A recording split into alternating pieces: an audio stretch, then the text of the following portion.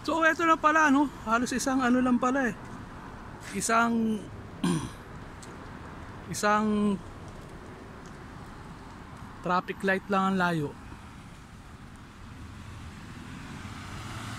Meron Tim Hortons dito eh. Pero ayoko dyan, mahal dyan. Titimpla na akong kape ko. At may kape ba dyan sa Tim Hortons? Ayoko dyan, mahal dyan. Saka pa nagpapa-shoutout pala yung aking pare at kaklase ng 4th year high school, si Alan Katubigan. Alan Katubigan, shoutout sa'yo ha.